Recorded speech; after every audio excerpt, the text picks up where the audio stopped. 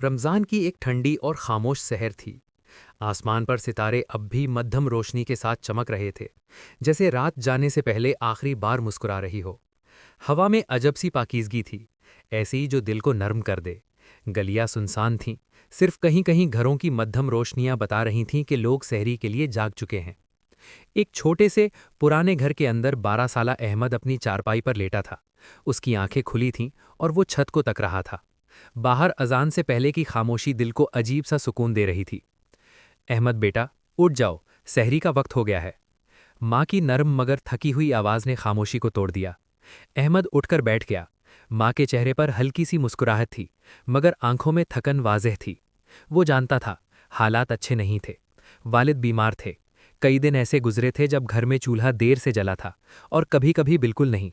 वो बावर्ची खाने में आया तो छोटी सी मेज पर सिर्फ एक रोटी और एक कप चाय रखी थी। वो रुक गया। अम्मी, आपने सहरी कर ली? उसने धीरे से पूछा। माँ ने फौरन मुस्कुराकर कहा, हाँ बेटा, मैं तो पहले ही खा चुकी हूँ, ये तुम्हारी है। वो मुस्कुराहट आंखों तक नहीं पहुंची। अहमद सब समझ गया, मगर खामोश रहा। वो बैठ गया, मगर रोटी हाथ में लेते ही उसका दिल भर आया। उसे लगा जैसे ये सिर्फ रोटी नहीं, उसकी माँ की कुर्बानी है। इसी लम्हे दरवाजे पर हल्की सी दस्तक हुई। कोई है? अल्लाह के नाम पर कुछ दे दो, सहरी कर लूं। आवाज बहुत कमजोर थी, जैसे किसी ने हिम्मत जमा करके आखिरी बार पुकारा हो। अहमद के दिल में हलचल मच गई।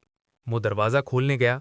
बाहर एक बूढ़ा आदमी खड़ा था, कपड़े बोसीदा, चेहरा झुर्रियों से भरा हुआ और आंखों में ऐसी थकन जैसे कई दिनों से सुकून ना मिला हो।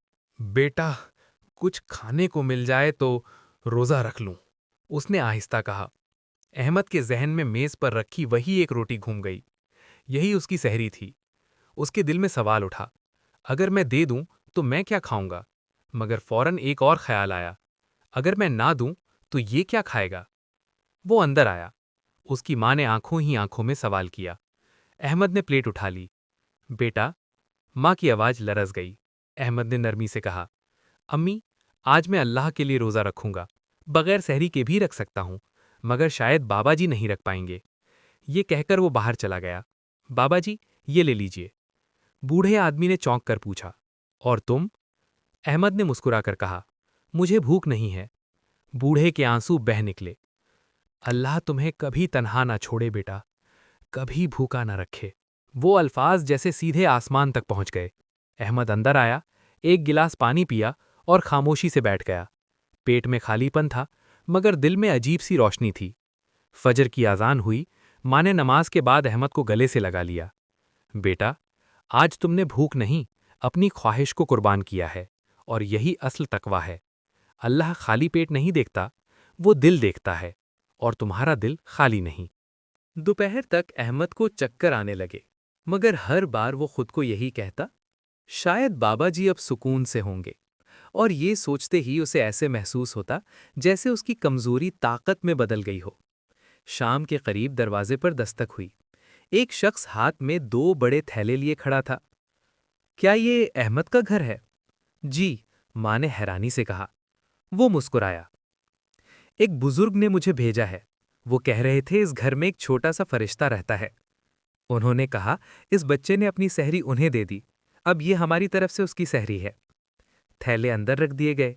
उनमें कई दिनों का राशन था। अहमद की आंखें फैल गईं। वो बाबा जी कहाँ हैं? आदमी मुस्कुराया। वो तो चले गए, बस दुआएं देकर। दरवाजा बंद हुआ, घर में खामोशी छा गई। माँ की आंखों में खुशी के आंसू आ गए। या अल्लाह, तेरा शुक्र।